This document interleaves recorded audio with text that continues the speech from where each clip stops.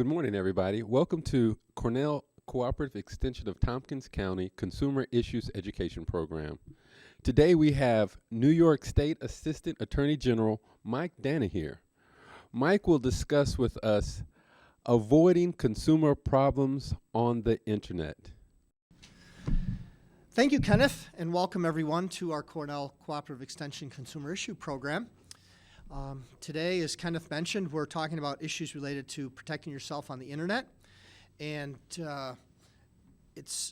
we all can recognize that the internet is a wonderful thing. It takes us to wonderful places. It allows us to expand our knowledge on different topics that we used to have to do more research by going to libraries and contacting other people and that sort of thing, whereas the internet has allowed us to sit at our computer and obtain a whole host of information with just the click of a button. We have people that go to college online nowadays. They don't only have to go to a college campus in order to attain additional knowledge. However, with the convenience that the internet has provided to us, we also have to be very careful about use of it. We've also almost become so comfortable with the use of the internet. Even those of us that are getting up there in our years who never had use of the internet when we were growing up or going through education, but we're also becoming much more comfortable with it. We're becoming so comfortable now that we carry computers around in our pockets, and we're looking at the internet by just pulling out a cell phone and looking things up. But as a result of that, we have dropped our guard a little bit on how to protect ourselves. We've started to give out information on personal information out on the internet. We're using the internet and with social media, where we're putting out all kinds of information about ourselves. We're starting to send money to people that we don't know. We're buying things online. I just had an experience this week where I ordered something and had it delivered to my house within 2 days, and it was already there. I didn't have to go out to the store. So although it is a great thing, we still need to be good consumers. Use that convenience that we have, but still be very careful so that we can protect ourselves. The first topic that we can talk about with use of the internet is buying things online. We're now able to access the greatest malls in the world, the biggest places in the world. Sitting in front of us on our computer desks is every store known to mankind, and even every retail establishment has an online presence nowadays, but even more so, places that don't have retail brick and mortar stores provide us with access to buy things. We sometimes can get better prices online, but at the very least, we have the option of picking from all different types of stores to make the decision. We can get reviews online about particular products, but we have to be very careful about its use. The first thing that we have to be very careful about is protecting our privacy online. Making sure that you are dealing with people and businesses that you know who you're dealing with before you give out personal information. One of the first things that we need to be aware of in going online and on any website that you end up giving out personal information, that would be names, addresses, passwords, anything that we would think of that would be personal to us. And a good example of that is a lot of times we all go on to websites where, say we have to sign up to get use of that website. We often have to create passwords. And one of the things that we do in creating passwords is, because we forget them so frequently, is that if we forget them, in order to recover them, we usually have to answer security questions. Any answer to one of those security questions is personal information. It may ask you what city you were born in. It may ask you your mother's maiden name. I had one the other day that I signed up for. It asked me for my oldest sibling's middle name. That's all personal information to us. And we have to be very careful about not giving out that information to someone we don't know. The best rule that I think is out there is never give out personal information to someone who contacts you. So if somebody contacts you by email, by text message, by some anonymous source, do not give out personal information to them because you don't know who it is that is asking you for that information. It could be someone who's trying to steal your personal information. So be careful making sure that whatever website you might be on, that you really know who it is that you're dealing with. I would say stick to reputable sites in order to protect yourself from potentially having your personal information stolen, which is called identity theft. Identity theft is the #1 financial fraud that is occurring, and it will continue to be the #1 financial fraud that is occurring out there. So we need to be very careful about protecting our information. So one way to protect yourselves is many times on the browser that you're looking at or using. There are many. It could be Google Chrome. It could be Internet Explorer. It could be Firefox. There are a whole number of internet access sites that are out there. They sometimes have a symbol for you to rely on. It could be a key that's down on the corner of your browser, or a lock that when it's locked or when the key is unbroken, it will indicate to you that it's not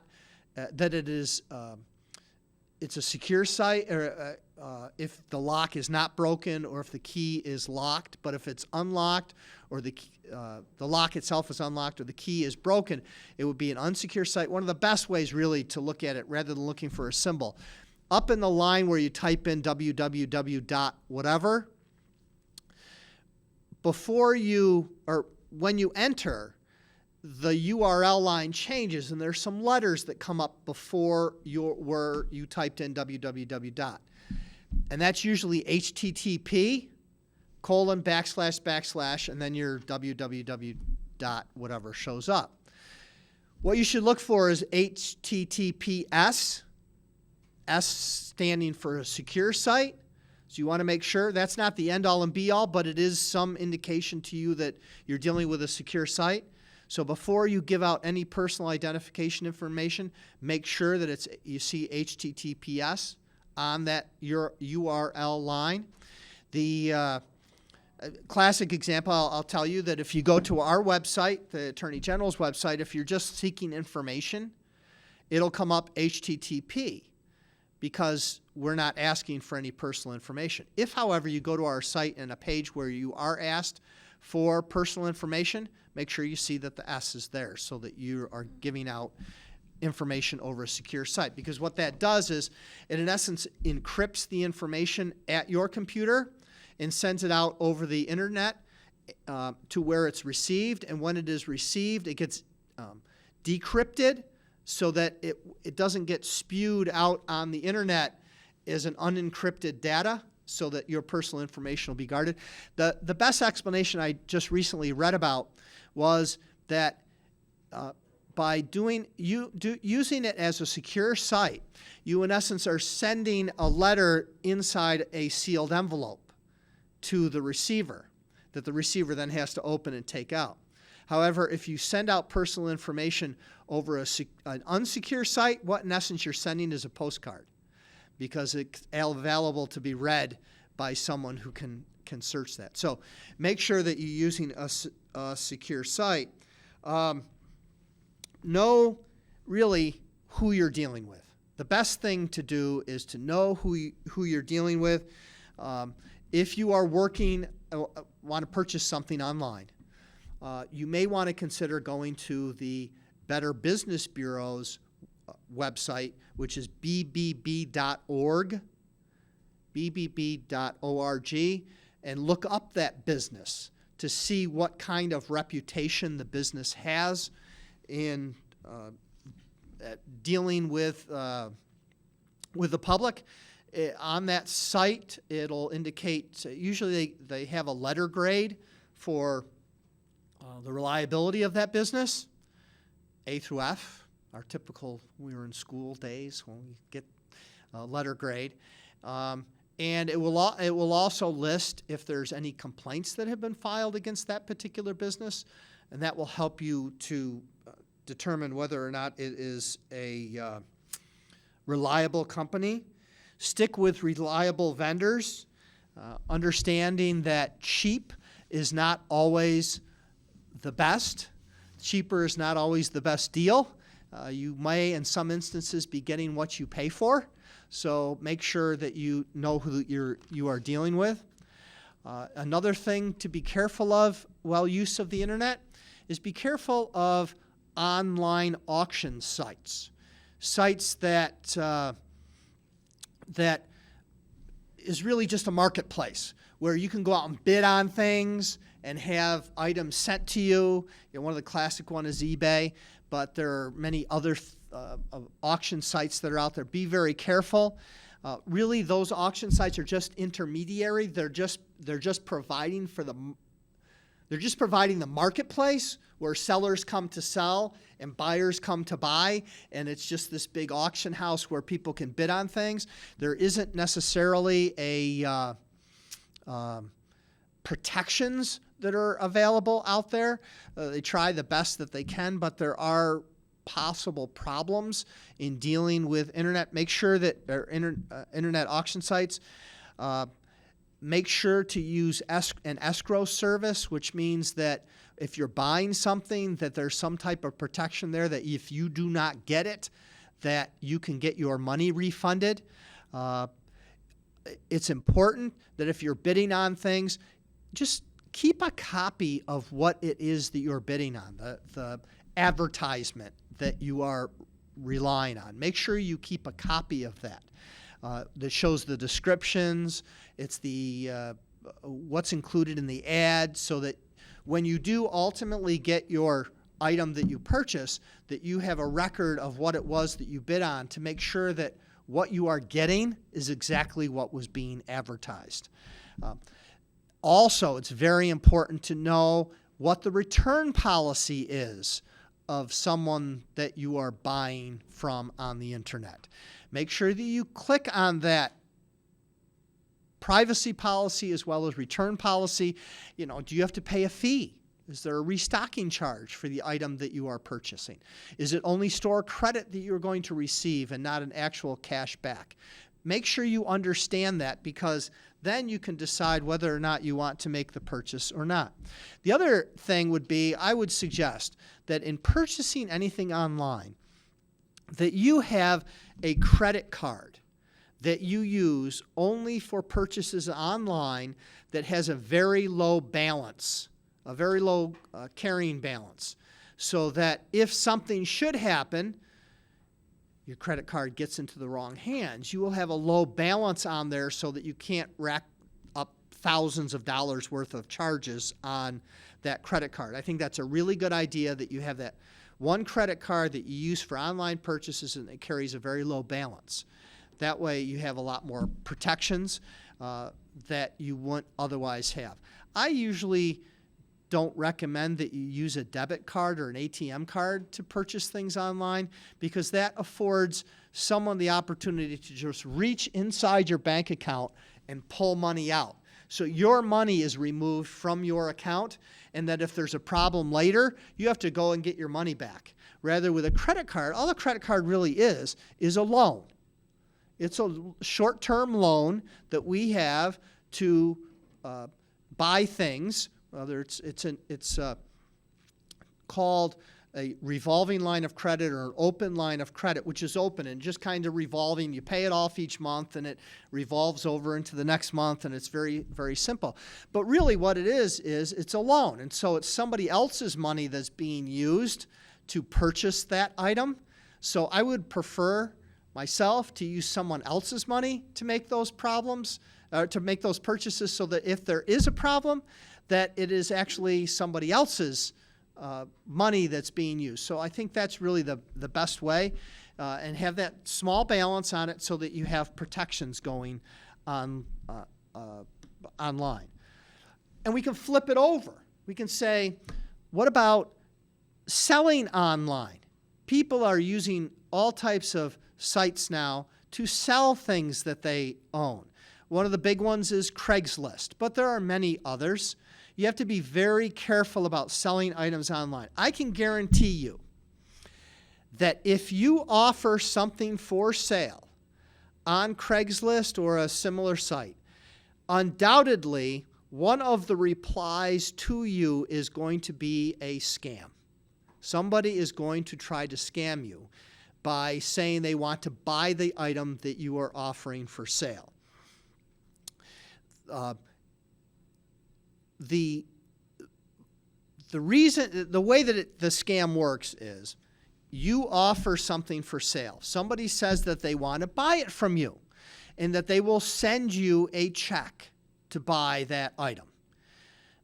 You get what ends up happening is they send you a check for too much money. And they tell you, well, just deposit the check, and then when it clears, send me the difference. And then I'll have somebody come and pick up the item that you're selling. Your dog, your litter of puppies, your boat for sale, your dining room table that you have for sale. I'll have somebody come and pick it up. So you get the check and you deposit the check, and you find out it's for too much money. You deposit it, and the next day your account is whatever it is. Let's say you're selling the item for $500 and the check comes in for $1,000.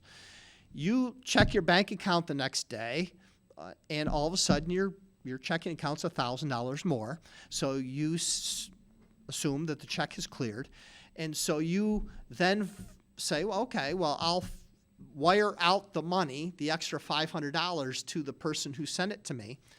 And what they'll do is they'll either ask you to go to a Western Union branch and wire the funds out, or wire it out from your bank account, or they may even ask you to go to a local drugstore, department store, Walmart, Target, or Rite Aid or CVS, and get these things called green dot cards or cash cards. What those are just exactly what they say, is they're cash cards. So you can go down, you can pay the $500 and get a card or cards that are just cash cards. And you scrape the number off the back of the card, and it's a really long number. You scrape it off and it reveals a long number. Anybody that has that long number can then go in and cash that money.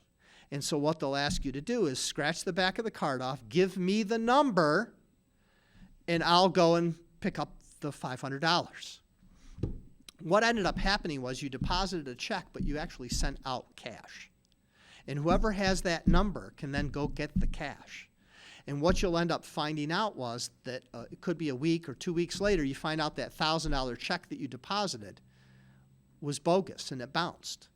And all of a sudden you wired out $500 cash, and that money is gone. And nobody ever comes to pick up the bed, the boat, or the puppy. They just all of a sudden walk away with your $500. That is a play on the fake check scam, where people will send fake checks. And I know that whenever people are posting these things, I've talked to several people who have put things out online on Craigslist, and all of a sudden they get contacted by somebody who wants to buy this thing, and they're out of town, and they want to send you money by check to pay, and it's the fake check scam. What I would encourage you to do, if you use one of these sites to sell something, only sell it to someone who is local and someone who is going to physically come and pick up the item and will pay you at the time that they come and pick it up. That's the when you're going to deal with a more legitimate buyer. Don't deal with someone who's from out of town and you have to ship the item to them because the fake check scam can play to them. They send the $1,000. They want you to send some of the money to their person who is going to come and pick up the item, and it's going to be their payment for picking it up for you. And then also having you send the balance to someone else. All they're doing is having you just misdirect the $500 to someone else. So be very careful about using that. The fake check scam is out there all the time. Another thing that shows us how we're being very comfortable using these things online. I know in Ithaca it has happened as well. It's in renting homes. People may put out their property to, or somebody may want to rent a piece of property. Let's say it's in Ithaca, and it's frequently done by, because we have a heavy student population here. It might be a foreign student or a student across the country who's coming to study here and wants to rent a place, and they'll see something online and think it's a great place to rent and it's very reasonably priced, and they'll end up paying money in advance. They'll show up in the area and they'll find out the house isn't even for sale. That what scam artists have done is they go onto a multiple listing service that's online, they pull it off the multiple listing service and then put it out as if they're the owner and they're renting it out, and saying, okay, yeah, we can rent it to you for your first month rent, your last month's rent, and a security deposit. And people are paying money for that, and they show up in town, and all of a sudden it's all been faked. So we have to be very careful about that. There's a recent case of a local person who was sent the money for the rent. They saw pictures and everything, and they contacted a realtor, and they found out the house was actually being sold and it was not being rented out. Owners, fake check scam, same thing can happen. You go to rent your house and you get notice from someone who wants to rent your house, and they'll send you the check, and it turns out that it's too much money, but they say, well, just wire the money back to the extra money back to us. Again, it's just another play on the fake check scam as well. And so I guess a good rule of thumb is if it sounds too good to be true, it probably is. The one important area of use of the internet is, the adage that a chain is only as strong as its weakest link. The same is true with the internet. The protections on the internet are only as strong as the weakest link, because we hear about all types of hacking that occurs, whether it's a business that has been hacked. We heard about the Target breach and all these other breaches that are out there. We've heard of people who've had their computers taken over with ransomware, where you have to pay a ransom to get it released. And a lot of these things have occurred as a result of people getting access to either our network or our own individual computers. And one of the weakest links in our internet protection are PINs and passwords. Passwords is the weakest link as far as protecting our computers and our networks. And so one thing that we have to be very careful about is the use of passwords. And there are several words of advice that we can give. I know there's many people that won't listen to what I have to say, but I have to say it anyway, and that is, we have to do a better job in our passwords that we're putting on our accounts and on our computers. The first thing that we need to do is that we need to have passwords that are long. The longer, the better. The other thing is don't use the same password for multiple accounts. And everybody's saying, "Oh my gosh, I can't believe it. That I can't remember all these passwords and things." Well, what I say at the very least, I encourage you, use a different password for everything. But if you are going to repeat passwords, do not repeat passwords for your financial accounts, credit cards, bank accounts, those sorts of things. Do not use the same passwords, because if someone gets their hand on your multiple password, they have literally a golden key. They have a key to access of everything. And understand that there are people out there that are, one of their missions in life is to crack passwords. There are programs out there that are password crackers. And so people need to be really careful about it. We know how fast computers are. They're just lightning quick. There are password crackers out there that can go through a dictionary like that. They can run through a dictionary. So one important thing is, don't use common words that are in a dictionary as your password, because those things can be cracked. What you need to do is, first of all, like we said, keep your password long.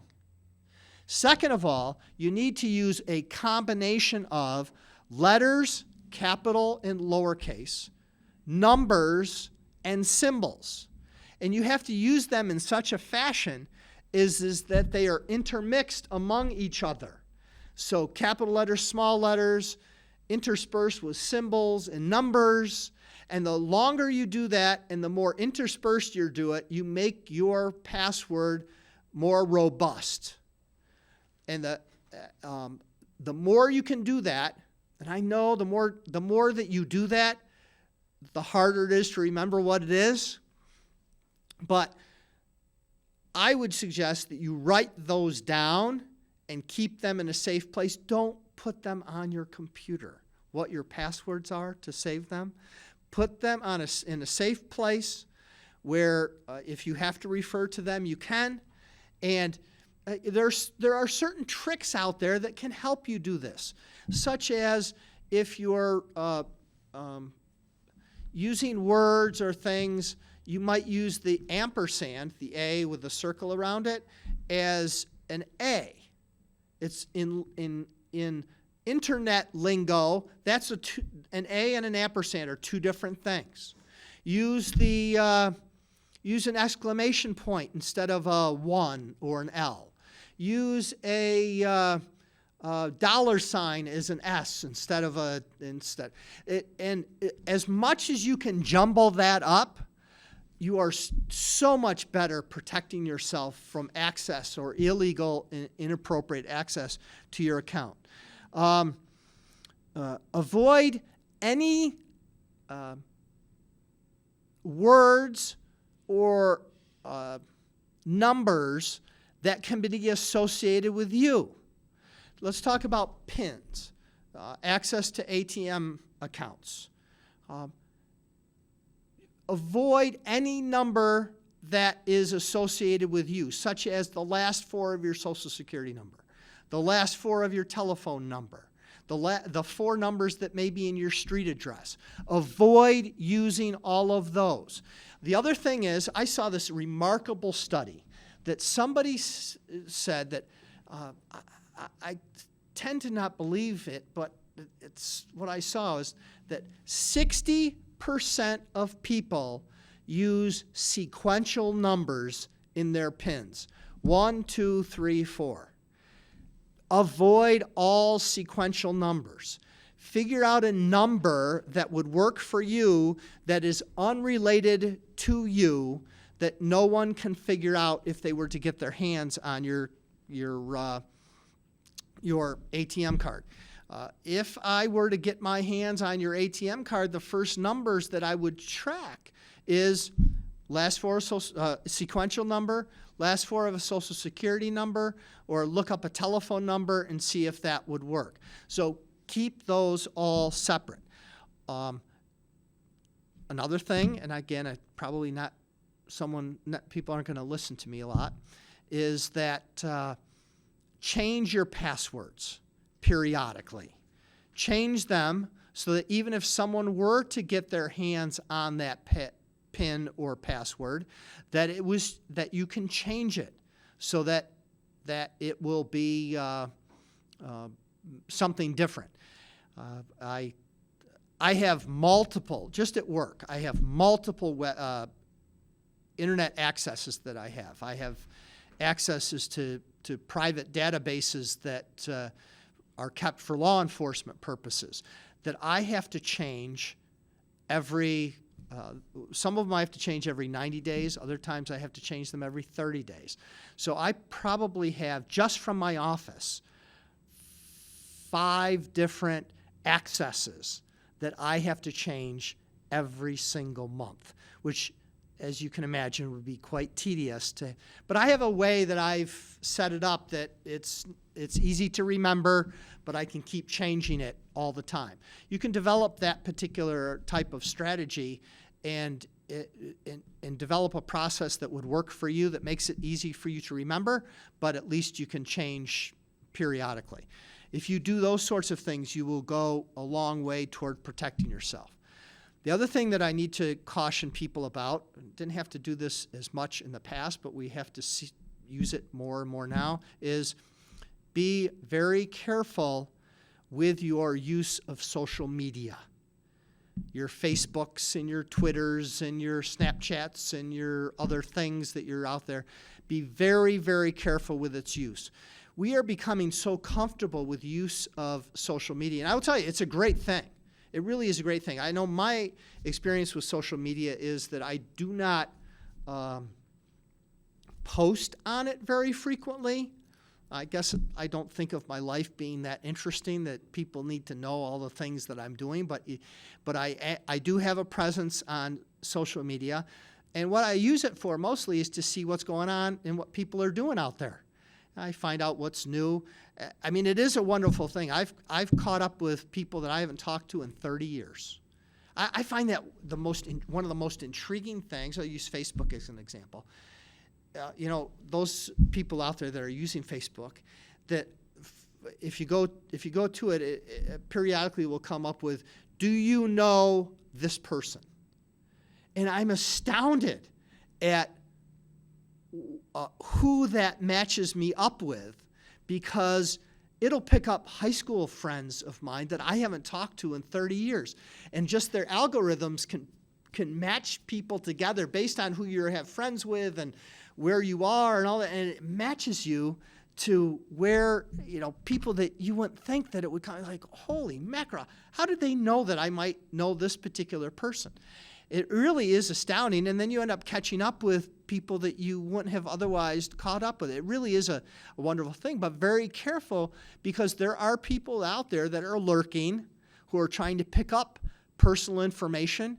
And, we see, and the young people are really vulnerable at this because they end up posting things that they should not be posting, like where they go to school, that they're away from home on a vacation at a particular point in time. What's that tell people who are lurking out there about who's at home at that point in time? Be very careful. There are people out there that portray themselves as someone who they are not, and terrible things can happen as a result. So please be very careful about what you post on social media, and understand that people may be looking that you don't necessarily want to be looking. So make sure that is there. It is a great way to communicate, but again, you may not know who you're dealing with. Some people out there want to just have as many friends as they can have on their social media, and they don't really discriminate as to who it may be that wants to be friends with them. I'm pretty particular in my realm, probably more particular than a lot of others, that I really, if I'll get on LinkedIn, a business request, of someone who wants to be part of my LinkedIn network or something. If I don't know them, I don't accept the invitation because, yes, it would expand your network, but you have to be very careful of who it is that is out there. So people need to be a little discriminating about those sorts of things. The last thing I want to mention is in using internet, I know people are becoming much more comfortable with, and I do it too, when I'm going online and I want to buy something, is that one of the things that I look for are the internet, the recommendations, the evaluations of reviews that people post about that particular site or that particular item. Again, be very careful and discriminating about relying exclusively on the reviews that are posted, because in some instances those are fake reviews where someone is posting, yes, it was the greatest restaurant that I ever went to. Well, it turns out that the person had never been at that restaurant and they were actually being paid to post favorable recommendations so that it increases that site's presence on the internet because they have so many favorables. Be very careful. Our office has actually gone against companies for allowing fake reviews to be posted. It's on common sites such as Yelp or Google Local or City Search, or there's tons and tons of those out there. I do rely on reviews in some instances. My big deal is books. I look at to see what kind of reviews that certain books that are recommended to me have from people out there. But there are others that rely exclusively on those sorts of reviews on buying stereo or Wi-Fi music players, or from books or computers or other items that they want to purchase. Just be very careful. Be a little wary about what people are posting on those sites to make sure that you're comfortable with who that you're dealing with. If people really just act as good consumers when they're going to purchase something on the internet, the transaction will be fine. It'll work out great. I mean, like I said, how great is it to not have to go out to the store, look for the particular item that you're looking for, and then purchase it, when you can just go online and look at it and see what all the product description and making sure exactly it is what you want it to be, and then you get it in 2 days. That's unbelievably crazy that we can do that nowadays. But again, we need to be good consumers. Stick with reputable sites, ones that you are comfortable with, that you are comfortable knowing that they are who they are, and that you not give out personal information to someone that you may not know who it is. If you go ahead and do that, I think you're going to have a very favorable transaction. But if you have a problem with that, we actually have an internet bureau in the Attorney General's office. You can feel free to contact my office. We are actually in the process of, we have a way that you can file complaints online, but if you're uncomfortable doing that, feel free to contact our office, and that we would send you a complaint form, or you can print off a complaint form from our office and mail it into our office, and that we can try to mediate your complaint and try to resolve your dispute. Or at least you'll let us know that there's potential problem out there so we can keep an eye on it. And if you do those sorts of things, I think that you will be happy with your transaction, and be glad, I think, that you are a good consumer. So if there's any questions about internet related matters, I'd be glad to answer them. Otherwise, I'll hand it back to Kenneth. Mike, thank you very much, and thank you all for coming out here and spending this time with us. We'd like to invite you here to Cornell Cooperative Extension for our Consumer Issues Talk on the first Thursday of every month. We would like to invite you out here to our Consumer Issues Talk on the second Thursday of each month. Thank you very much.